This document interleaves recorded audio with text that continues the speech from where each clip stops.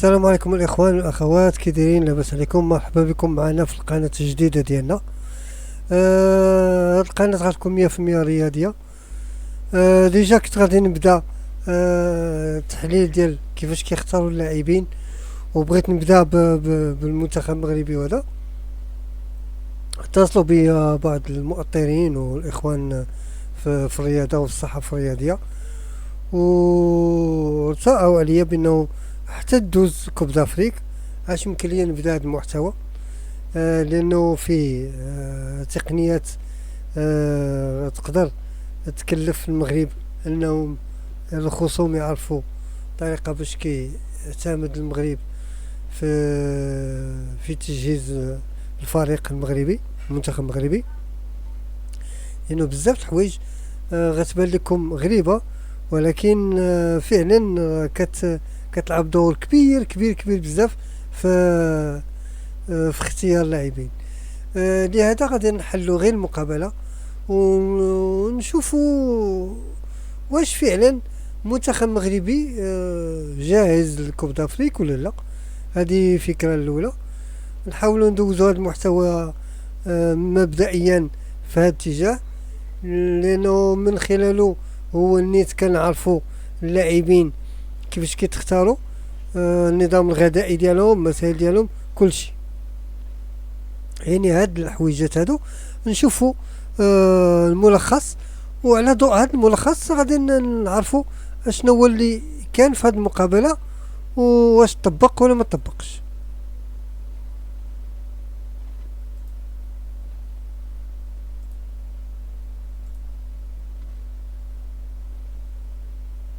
اعتباري كرة أمامية داخل منطقة جزاء زكريا وحدي، كرة تنفذ، تسديدة والدفاع، لا تزال الخطورة مستمرة عن طريق سفيان رحيمي، وكرة مباشرة نحو الركنية. ركنية للمنتخب الوطني من المغربي. خلال اللعب رحيمي ما كانش في المستوى ديالو. منطقة الجزاء والبحث عن طريقة من أجل غتقول لي السبب علاش. لكن دخول داخل منطقة الجزاء سيباري مرة عند اللاعب وليد الركراكي فقط كيتيستي لي بلون اللي يمكن يكون بديلة في حالة غياب أي لاعب من اللاعبين.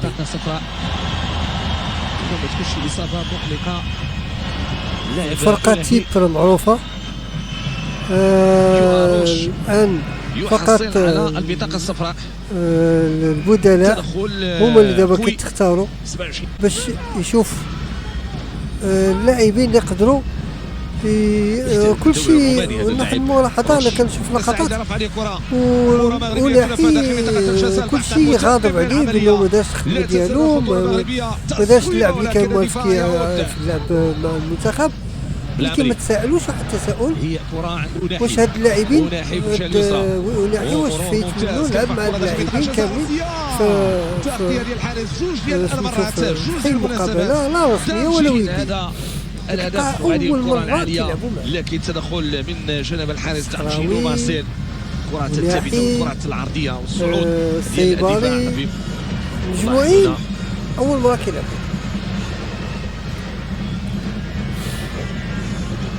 هذا حاجة واحدة. الكرة العالية مسيرة الارتقاء فوق الجميع، سنكونوا ومحاولة تسجيل هذا فعلا كغتير الكرة العالية، لكن تدخل من جانب الحارس تاع جينو مارسيل، الكرة الثابتة والكرة العرضية والصعود ديال الدفاع طالما بكوريا سبور. سياد اللاعب هذا ما بقاش عارف الاسم ديالو، عنده تجربة مهمة مع منتخب البنين، وصلت ل 63 مقابلة دولية مع منتخب البنين. وحاولوا ترجعوا شويه خطا الامام عند سفيان رحيمي. رحيمي يحصل الكره ديالو كيبحث عن المرور. غتسالوا غتفرجوا التساؤل اللي حطينا على غونار، ينتظر المسانده ويحصل على جاب واحد لعيب ابو سلطان يستلم، ما كيعرفش يلعب، اليسرى منادات من بالعمري، ولكن قوي بدنيا وطويل. عالمي هذا هدف جميل بزاف، هدف جميل يدرس رائع. أيوب المبدع، أيوب الفنان، أيوب الذي صنع، الذي قام بإيداعها في الشباك بضرب. شوف اللقطة. قلت لكم نرجعوا شويه للخلف ونتساءلوا على الوغ اونار فاش كان اختار اللاعبين وجاب لاعبين ما كان عارف عليهم حتى واحد شي حاجه، وكان افا سونطال ما كيعرفش يلعب كاع بواحد دوزا، ما كانش كيعرف يلعب ولكن كيعرف يماركي في الخطه اللي بغى اورونار نفس الطريقه. اذا انا كنحاول نلوح لكم غير ميساج وانتم فهموا. انا كنقول لكم من بعد كوب دافريك غادي نشرح هادشي، غنشرح مزيان هادشي بالتفصيل بالخشيبات، غادي يكونوا هذاك الشيء مرسوم بالخشيبات وعلاش كل حاجه كدار. لانه اكيد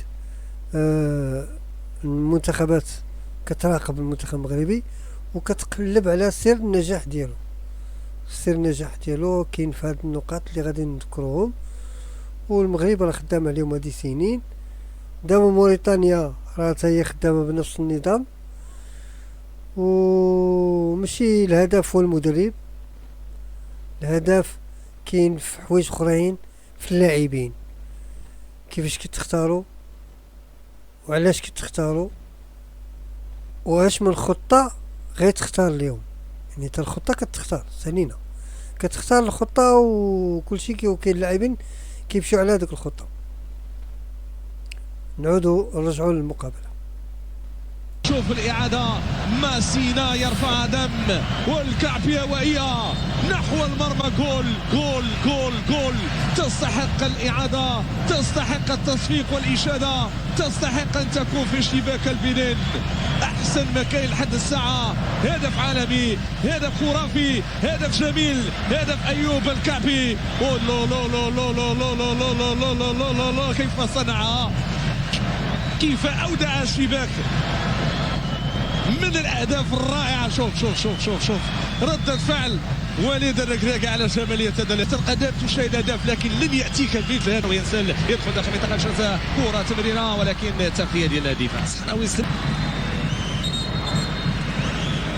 كرة في الركنية على يمين الحارس دانشينو ماسيل لصالح المنتخب الوطني المغربي. هذه الركنية حكم ينبه. تدخلات الدفاع تنفذ داخل منطقة الجزاء. يوم كعبي راسية تعود لمنتخب البنين. كل للمنتخب اللاعبين باللون الاصفر للمنتخب البنيني. في نظرنا الخطه ناجحه 100%. المنتخب الوطني عن طريق وحدي داخل منطقة الجزاء. فرصة هناك بالعامري لم خطة يتوقعها. تكون تمريرة عرضية أن تصل إلى أقدام الخروج للاعب الكرة. وليد الركراكي غضب على اللاعبين لأنهم بداو كيطبقوا الخطة ديال برو. لا تزال المنتخب الوطني غضب عليهم باش ما يلعبوش بها. مرابط وتمريرة ممتازة صوبة بالعامري التمرير العرضي الجانبي ولكن التغطية من جانب الدفاع. صعوبة التمرير العرضي شاهدناه أكثر من مرة، ومع ذلك بالعمري دمج بشكل ممتاز مع المنتخب الوطني. كرة أمامية، محاولة مرور بهذه الكيفية من عمري، دخول داخل منطقة الجزاء، التصديد من جانب رحيمي ولكن كورتو اثنين. قام تمرير ممتاز، زحزوح يستلم ولمسة تيرغالين، تمرير عند السيباري. زحزوح جا اليمنى جا اليسرى، عملية هجومية بهذه الكيفية، محاولة من جانب بالعامري يحاول يمر ولكن هناك تغطية من جانب الدفاع. اليوم شوفوا ثلاثة ديال اللاعبين مهمين. ترغالي ساط ينطلق وناحي يبحث عن انسلال، مرور للجهة اليسرى، تأخر بعض الشيء في التمرير ولكن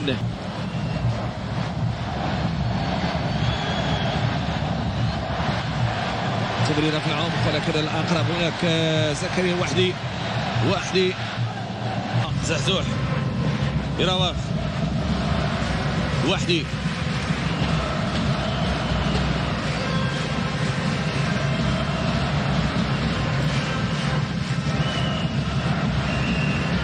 طلب الكرة في الخط الأمامي من جانب مروان السنادي ولكن هناك دفاع البنين والانطلاقة بعد كيفية نحو ستيف مولي.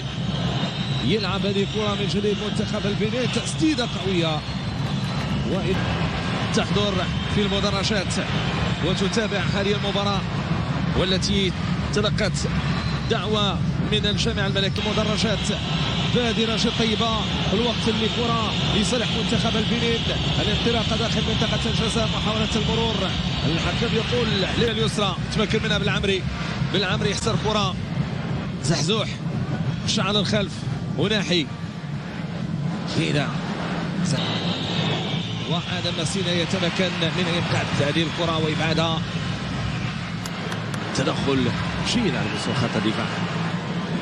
تيرغالين، جواد اليميق، سنعرج لا محالة لآخر 10 دقائق. مباراة هدف واحد مقابل لا شيء. ثاني ودية بمدينة فاس بعد المباراة الماضية أمام المنتخب التونسي بهدفين مقابل لا شيء. الآن نشوف هدف واحد مقابل لا شيء.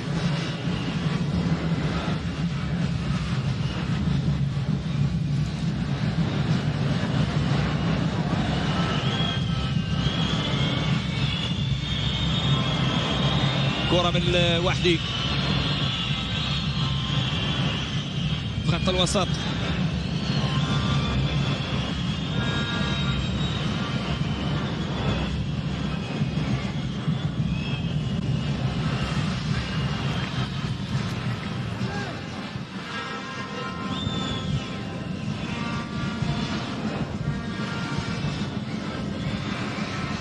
كرة لمحمد تيجاني،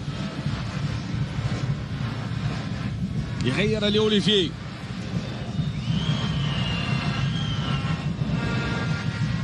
لعب في العمق حتى للانسدال، يبحثون عن ثغرة. بلال خنوس ممتاز، وناحي عملية وشومية، إمكانياته بإمكانها تظهر أكثر فأكثر. لاعب سابق ديبورتيفو ألافيس، كان قريبا من تسجيل، وأيضا استعداد للاعب رقم 4 هو اللاعب أعتي جيكو سامادو. سنعود لهذا الأمر في التغيير. ينطلق بالعمري، عملية هجومية، دخول الاختراق، تمريرة عرضية، يبحث عن لاعب إمكانه أن يتمم هذه الكرة. الدفاع أنقذ الموقف، وأمامنا يوهان روش في الوقت اللي مروان كان في وضعية مثالية لولا تدخل يوهان روش. تابع أيوب الكعبي يبادر. العمري داخل منطقة الجزاء، كرة في الركنية.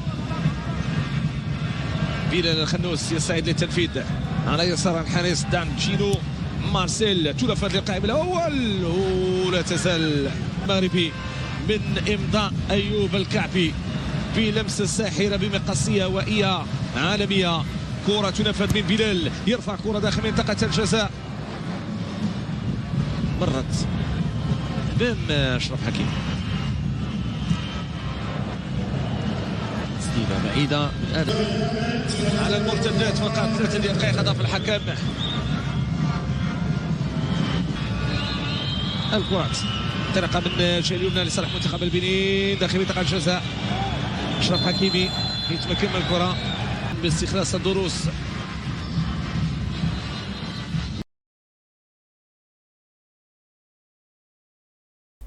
هنا كيبان لك منتخب مغربي بينو لعب بالبلون سي اللي غيلعب بيه، على شرط انه ما يبينش الخطة كاملة. كيحاول يبين لاعبين اللي غيعتمد عليهم بعض لي بوست اللي هو باغيهم فيهم. وهذاك اللاعب اللي هضرت عليه السنة دي نفس البروفيل ديال بواحد دوز لك تفكروا مع غونار.